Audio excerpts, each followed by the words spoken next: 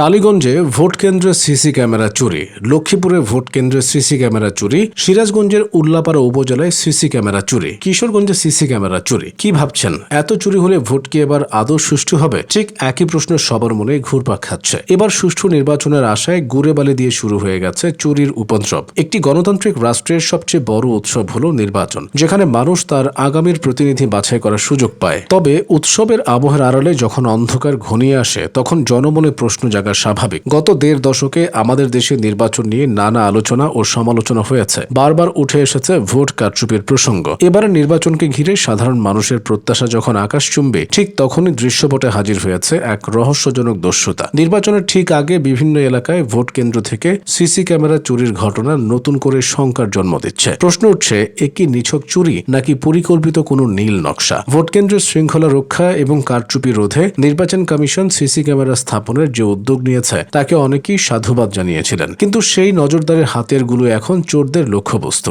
গাজীপুরের কালীগঞ্জ উপজেলার বাহাদুরসাদী ইউনিয়নের যুগলী সরকারি প্রাথমিক বিদ্যালয় কেন্দ্রটি এর একটি প্রকৃষ্ট উদাহরণ। এই কেন্দ্রটিকে গুরুত্বপূর্ণ বা সাধারণ ঝুঁকিপূর্ণ হিসেবে চিহ্নিত করা হয়েছিল। এখানে 5টি সিসি ক্যামেরা বসানো হয়েছিল, যাতে প্রতিটি বুথ এবং চারপাশের কার্যক্রম নজরে রাখা যায়। কিন্তু এক গভীর রাতে অজ্ঞাত পরিচয় চোরেরা স্কুলের বারান্দায় স্থাপিত একটি ক্যামেরা খুলে নিয়ে উধাও হয়ে যায়। যদিও সহকারী রিটার্নিং কর্মকর্তা দ্রুত ব্যবস্থা নিয়ে সেখানে নতুন ক্যামেরা বসিয়েছেন এবং পাহারাদার নিয়োগ করেছেন, তবে এই ঘটনা প্রশাসনের কপালে চিন্তার ভাঁজ ফেলেছে। একই চিত্র দেখা গেছে লক্ষ্মীপুর সদর উপজেলার কুশাখালী ইউনিয়নের দক্ষিণ ছিলাদি সরকারি প্রাথমিক বিদ্যালয় কেন্দ্রে। সেখানে 3টি ক্যামেরা বসানো হলেও স্কুল বন্ধ থাকার সুযোগে 2টি ক্যামেরা গায়েব করে দেওয়া হয়। স্থানীয় রাজনৈতিক নেতৃবৃন্দ এই ঘটনাকে সুষ্ঠু নির্বাচনের পথে বড় বাধা হিসেবে দেখছেন। তাদের মতে, যারা কেন্দ্র দখল বা কারচুপির পরিকল্পনা করছে, এই ঘটনা তাদেরই কোনো নাশকতামূলক তৎপরতার অংশ হতে পারে। রাজধানীর খুব কাছে ঢাকার কেরানীগঞ্জেও একই ধরনের ঘটনা ঘটেছে। জিঞ্জিরা ইউনিয়নের আমিরবাগ সরকারি প্রাথমিক বিদ্যালয় কেন্দ্রে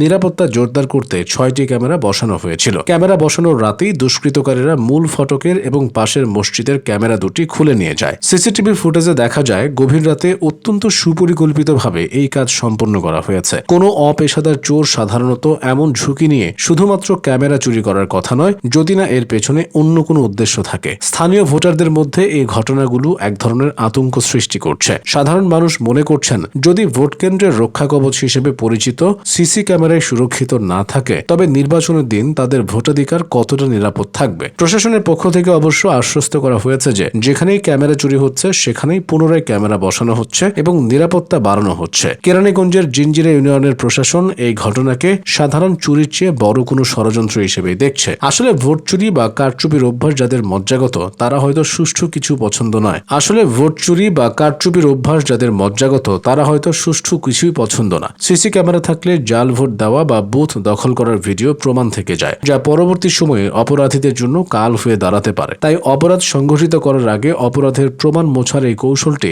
বেশ পুরনো হলেও নতুন করে কাজে লাগছে। একটি অবাধ, সুষ্ঠু ও নিরপেক্ষ নির্বাচন উপহার দেওয়া নির্বাচন কমিশনের জন্য যেমন চ্যালেঞ্জ, তেমনি ভোটারদের মনে আস্থা ফিরিয়ে আনাটাও বড় দায়িত্ব। ভোট কেন্দ্রের নিরাপত্তা নিশ্চিত করার জন্য প্রযুক্তির ব্যবহার যেমন জরুরি, সেই প্রযুক্তির সুরক্ষা নিশ্চিত করাও সমান গুরুত্বপূর্ণ। সিসি ক্যামেরার চুরির এই ঘটনাগুলো যেন আসন্ন নির্বাচনে কোনো বড় বিপর্যয়ের পূর্বাভাস না হয়, সেটা এখন সাধারণ মানুষের চাওয়া। স্বচ্ছতা আর জবাবদিহিতার মাধ্যমে এই অন্ধকারের কারসাজি রুখে দিয়ে একটি সুন্দর নির্বাচন উপহার দেওয়া এখন সময়ের দাবি।